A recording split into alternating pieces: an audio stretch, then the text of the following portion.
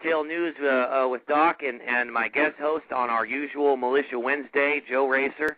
I got to tell you, it's a real pleasure having you on tonight. As a matter of fact, I'm absolutely fascinated by tonight's topic. I'm a huge Second Amendment supporter. As you know, Joe and I do militia meet and greets around the state, trying to get folks ready for this Marxist encroachment on our liberties here in this country. And so I got to tell you, I'm absolutely thrilled to have you on, and I want you to know you're on the #1 show over here at BTR right now. I just checked the ratings, and we're #1, so you're going to be reaching a large audience, and I just want to say thank you for coming on, man. Well, you're welcome, and congratulations. The topic is so big.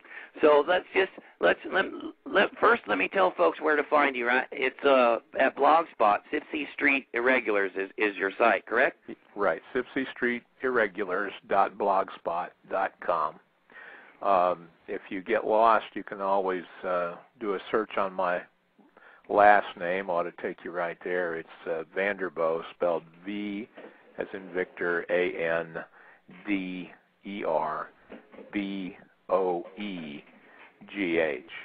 And I've got a couple of other websites we can discuss later on about the Restore the Constitution rally.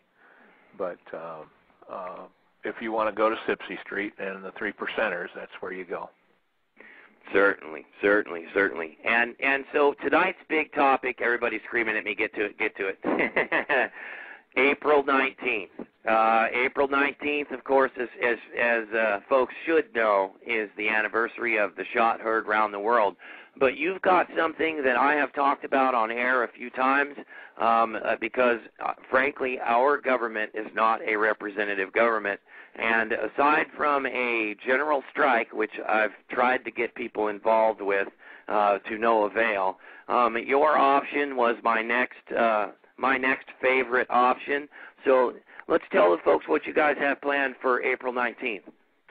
Sure. The Restore the Constitution rally is essentially an open carry event with the objective of restoring the Constitution and by way of exercising our God-given rights to keep and bear arms. The rally, of course, is on the 19th of April, which is a Monday. There is another rally in D.C. at the same time, which, frankly, we support as well. It's across the river in the evil capital there. The district of criminals. Yes, exactly. And of course, they will not be allowed to be armed in any way. That's the Second Amendment march, correct?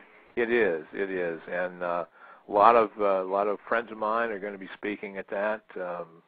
Larry Pratt, longtime buddy of mine from the 90s of Gun Owners of America, is going to be speaking. There'll be a whole lot of people speaking over there. What we wanted to do was, number one, carry the idea of open carry, if you will, a little bit farther and a little bit closer to Leviathan. The rallies themselves, one begins at Fort Hunt National Park, which is quite close to D.C. That's the initial rally point. Then we will move to Gravelly Point Park, which is not only right across the Potomac from D.C., but is observable from the bridge. And we will have loaded pistols on our hips. We will have unloaded rifles. And I guarantee you that we will get their attention. We may indeed get more press coverage than the rally in D.C. Well, I certainly hope so. Because we are dealing with a government right now that clearly does not care about the will of the people. And I've been harping for quite a long time. Lots of folks have said, well, who is the they that keeps doing it to us? Well, it's been my contention from day one that the same they that General Patton said was the enemy when he wanted to roll on into Berlin and handle it back then is indeed the same enemy we face today. It doesn't matter what color banner they want to wave around, whether it be the new green banner or any other banner. It is still the Marxists that believe, according to their manifesto, they must take over the whole world in order for their Marxist ideology to succeed.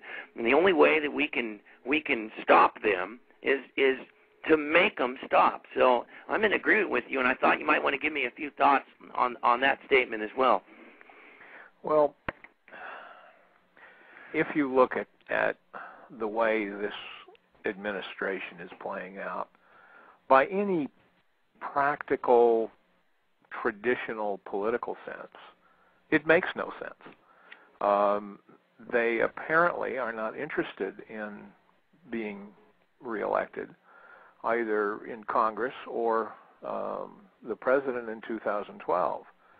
And so, I always go back to the Roman caution of cui bono, who benefits for any given action, for any given crime, who benefits. And if you look at the vast numbers of people and groups of people who they are deliberately alienating, I mean, taking over American fishing, for crying out loud, I mean, what sense does that make unless what you're about is to create chaos? And cui bono, who benefits from an America in crisis, who benefits from an America in civil war, and that is our traditional enemies. The traditional enemies of the United States of America are the only ones that benefit. So you have to ask yourself, who has measured this ground? I mean, what do they know that we don't? Because it doesn't make any political sense by any stretch of the imagination. So if all they are about is creating chaos, then you have to ask who benefits from chaos. But my theory has always been that there are the true believers. There are I don't think that there's one spider in a central web. I think there's many spiders and many competing webs, and they often go to war and eat each other. But whatever the threat, the countervailing power, the thing that the founders counted on, was an armed and wide-awake citizenry. The folks that the Second Amendment was designed to codify their God-given rights. Whatever the threat to this country, we are the salvation. And so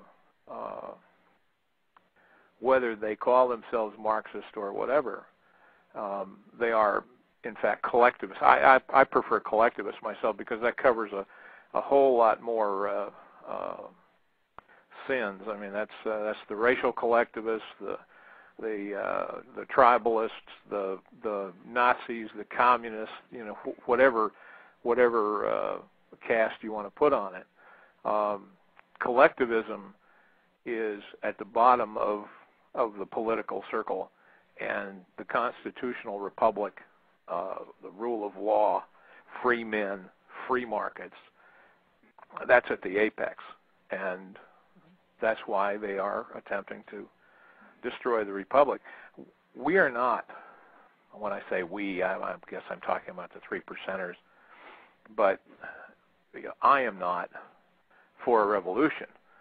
They are the revolutionists. What we are after is a restoration of the Constitution. May I read you just a paragraph of a book that I'm reading now? Certainly. Go right ahead. It's called Crisis in Leviathan. It was written back in '87 by an economist, Robert Higgs, political economist named Robert Higgs.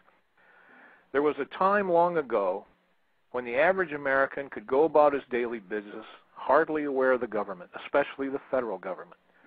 As a farmer, merchant, or manufacturer, he could decide what, how, when, and where to produce and sell his goods, constrained by little more than market forces. Just think, no farm subsidies, price supports, or acreage controls, no Federal Trade Commission, no antitrust laws, no Interstate Commerce Commission. As an employer, employee, consumer, investor, lender, borrower, student, or teacher, he could proceed largely according to his own lights. Just think, no Labor Relations Board, no Federal Consumer, quote, protection laws, close quote, no Security and Exchange Commission, no Equal Employment Opportunity Commission, no Department of Health and Human Services. And may I insert here, no czars. Lacking a central bank to issue national paper currency. People commonly use gold coins to make purchases. There were no general sales taxes, no Social Security taxes, no income taxes. Though governmental officials were as corrupt then as now, maybe more so, they had vastly less to be corrupt with. Private citizens spent about 15 times more than all governments combined. Those days, alas, are long gone. Now, in virtually every dimension, our lives revolve within rigid limits circumscribed by governmental authority.